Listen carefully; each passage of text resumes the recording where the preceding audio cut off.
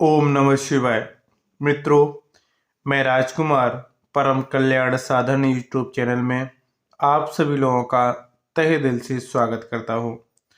मित्रों, चर्चा को आगे बढ़ाने से पहले मैं अपने गुरुदेव आचार्य चंद्र प्रकाश जी को सहृदय नमन करता हूं एवं उनके चरणों में कोटि कोटि प्रणाम करता हूं। मित्रों, अगर आपकी जीवन में परेशानियां हों और ना ही आपको पूजा का फल मिलता है, परेशानियां भी हैं और आप पूजा कर रहे हैं, उसका फल भी नहीं मिलता है, और ये क्वेश्चन आपके दिमाग में क्वेश्चन मार्क बन के रह गया है। पूजा तो करते हैं, फल नहीं मिलता। पूजा तो करते हैं, फल नहीं मिलता। पूजा तो करते हैं, फल नहीं मिलता है। ऐसा क्यों होता है? हम कितनी भी पूजा करें अपने इष्ट के लिए, अपने इष्ट के प्रति, कोई भी है नियमबद्ध तरीके से पूजा करे, फिर भी उसका फल नहीं मिल रहा है, तो इसमें ये होता है कहीं ना कहीं हमसे गलती हो रही होती है। एक छोटी सी गलती आपकी पूरी 2 घंटे की 3 घंटे की पूजा को भंग कर सकती है। एक छोटी सी गलती आपकी 2 घंटे की पूजा का निचोड़ वो लास्ट में समाप्त कर सकती है। बस यूं मान लीजिएगा कि अगर आप किसी को भोजन खिलाते हैं, अपने इष्ट को तो बाद में रखते हैं, पहले अपने आम इंसान में बताते हैं। आपके रिश्तेदार हैं या आपके जानने वाले हैं, आप उन्हें भोजन खिलाते हैं। भोजन बेहतरीन तरीके से 56 भोग आपने भोजन तैयार की, बहुत अच्छा भोजन बनाया है, भोजन तो खिला दिया। बस एक छोटी सी भूल, चाहे आप एक बार पानी में दे चुके हैं, दोबारा से पानी देना ही भूल गए या पानी दिया नहीं है, तो आपके वो सारी मेहनत, 56 भोग बनाए, वो सब कुछ बर्बाद हो जाएगा, सब कुछ बेकार हो जाएगा। क्योंकि वो ये कहेंगे, बताओ सब कुछ क्या पानी नहीं पिला पाए। तो ऐसी छोटी सी भूल होती है हमारे मिष्ठान में। हम भगवान का भोग लगाते हैं, भगवान की पूजा करते हैं, ये भी तो मिष्ठान ही है। उन्हें प्रसाद के रूप में कुछ खिलाते हैं, मिष्ठान ही तो है। उन्हें भी अपने घर पे प्रत्येक दिन भोजन करा रहे हैं। तो गलती कौन सी होती है? वो गलती ध्यानपूर्वक सुनना। अगर पूजा का फल आपको नहीं मिल रहा है, कितनी भी पूजा आप करें, फिर भी उसके बाद पूजा का फल नहीं मिलता है, आप बहुत ज़्यादा परेशान हैं, आपको पूजा का फल नहीं मिल रहा है, ये 3 बातें आप सुनिएगा। शायद आप ये नहीं कर रहे हैं तो करना शुरू कर दीजिएगा, आपको पूजा का फल अवश्य मिलेगा। अगर आप करते हैं तो कोई बात नहीं है, अगर नहीं करते हैं तो करना शुरू कर दीजिएगा। नंबर 1, जब भी पूजा करने के लिए बैठे, आसन जरूर बिछाएं। जब भी पूजा करने के लिए बैठे, आसन जरूर बिछाएं। बगैर आसन के पूजा नहीं करनी है। आप बगैर आसन के पूजा कर रहे हैं और मंत्रों का आवाहन कर रहे हैं, उनसे जो शक्ति प्राप्त होती है। आसन बीच में क्यों बिछाया जाता है? जो हमारी शक्तियां हैं वो पृथ्वी ना आकर्षित कर ले, पृथ्वी में ना चली जाए।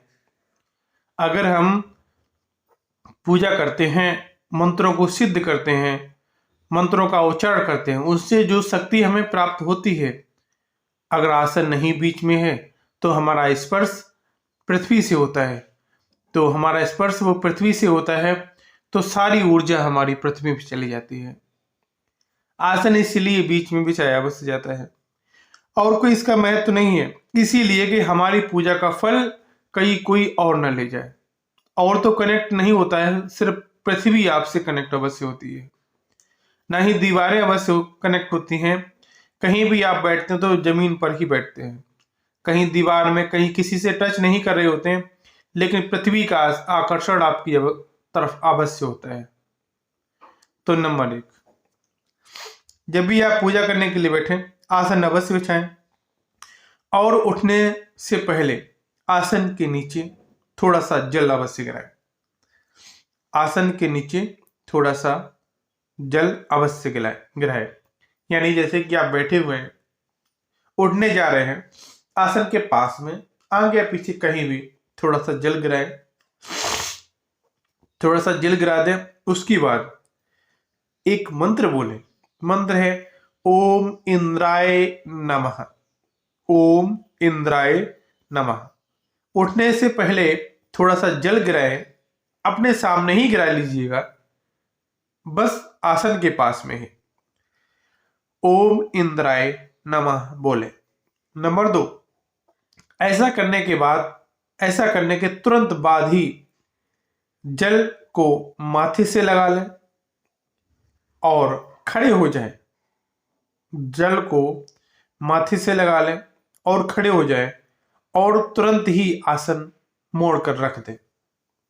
जल को माथे से लगाएं अपने और खड़े हो जाएं। उसके बाद में आसन को मोड़ दें, यानी उठा लें वहां से। ऐसा करते ही आपकी पूजा का फल आपको अवश्य मिलेगा, अन्यथा सारा फल देवराज इंद्र ले जाएंगे। सारा फल देवराज इंद्र ले जाएंगे। आप पूजा करने के तुरंत बाद इस मंत्र को ओम इंद्राय नमः अवश्य बोलें। उसके बाद आसन को मोड़ करके आप उठ जाए। ऐसा आप नहीं करते हैं तो आपकी पूजा का फल देवराज इंद्र ले जाएंगे, आपको कुछ नहीं मिलने वाला। यही कारण होता है कि हर भक्त का यही कमेंट रहता है, पूजा तो करते हैं जी लेकिन उसका फल नहीं मिलता है। पूजा तो करते हैं, उसका फल नहीं मिलता है। कारण यही होता है कि पूजा करने के उपरांत हमें उसका फल नहीं मिलता है। यही कारण होता है कि हम लास्ट में नहीं करते हैं। पूजा करा, जितनी भी हमें ऊर्जा उत्पन्न हुई है उससे, हमारे मंत्रों से या कोई चालीसा आप पढ़ रहे हैं, चालीसा से जितनी भी ऊर्जा हमें ग्रहण हुई है वो सारी ऊर्जा देवराज इंद्र छीन लेते हैं, हमसे ले जाते हैं। यही कारण होता है।